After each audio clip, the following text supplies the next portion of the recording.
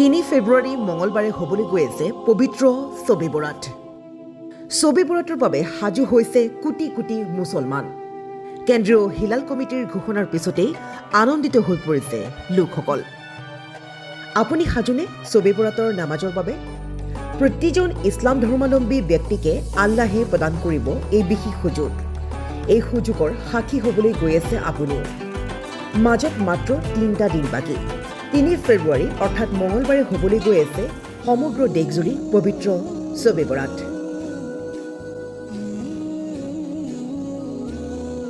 শবে বৰাতৰ বাবে সাজু হৈছে দেশৰ কোটি কোটি মুছলমান। ইতিমধ্যে ঘোষণা কৰিছে কেন্দ্ৰীয় হিলাল কমিটি, আৰু কেন্দ্ৰীয় হিলাল কমিটিৰ ঘোষণাৰ পিছতেই আনন্দিত হৈ পৰিছে দেশৰ কোটি কোটি মুছলমান। শবে বৰাত বুলি ক'লে ইতিমধ্যে সকলোৱে জ্ঞাত যে শবে বৰাত শব্দৰ অৰ্থ হ'ল মুক্তি বা ক্ষমাৰ নিশা। ইছলাম ধৰ্মত ইয়াক এক পবিত্ৰ নিশা হিচাপে গণ্য কৰা হয়। অতীতৰ পাপৰ পৰা মুক্ত হোৱাৰ এক যেন আধ্যাত্মিক সুযোগ, যি সুযোগ প্ৰদান কৰে আল্লাহে শবে বৰাতৰ নিশা। সেয়েহে ইছলাম ধৰ্মত ইয়াক পবিত্ৰ হিচাপে গণ্য কৰা হয়।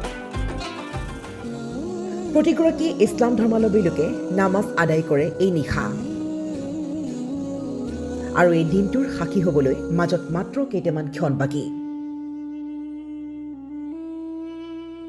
আমি পুনৰবাৰ কৈছোঁ, 3 ফেব্ৰুৱাৰী অৰ্থাৎ মঙলবাৰে হ'বলৈ গৈ আছে সমগ্ৰ দেশজুৰি পবিত্ৰ শবে বৰাত। অতীতৰ পাপৰ পৰা মুক্ত হোৱাৰ এক আধ্যাত্মিক সুযোগ প্ৰদান কৰে আল্লাহে ইছলাম ধৰ্মাৱলম্বী লোকৰ বাবে, আৰু এই আধ্যাত্মিক সুযোগৰ আপুনিও হওক সাক্ষী। তাৰ বাবে 3 ফেব্ৰুৱাৰীলৈ কৰক অপেক্ষা। 3 ফেব্ৰুৱাৰীৰ পবিত্ৰ নিশা আপুনি কৰক নামাজ আদায়। আপুনিও সাজু হওক নামাজ আদায়ৰ বাবে, যিহেতু ইছলাম ধৰ্মত ই এক অতিকৈ পবিত্ৰ নিশা। গতিকে প্ৰতিগৰাকী ইছলাম ধৰ্মাৱলম্বী লোক সাজু হওক। যদি আপুনি এই খবৰ চাই আছে, নিশ্চয়কৈ এটা শ্বেয়াৰ কৰক, যাতে ইছলাম ধৰ্মাৱলম্বী লোকৰ মাজত এই খবৰ বিয়পি পৰে। শবে বৰাত শব্দৰ অৰ্থই হৈছে মুক্তি বা ক্ষমাৰ নিশা। গতিকে এই মুক্তি বা ক্ষমাৰ নিশাৰ সুযোগ আপুনিও লাভ কৰক। কেন্দ্ৰীয় হিলাল কমিটিৰ ঘোষণাৰ পিছতে এতিয়া দেশৰ কোটি কোটি মুছলমান আনন্দিত হৈ পৰিছে। গতিকে আপুনি যদি এতিয়ালৈকে এই খবৰ পোৱা নাই, তেন্তে শীঘ্ৰেই শ্বেয়াৰ কৰক আৰু আনকো জনাই দিয়ক।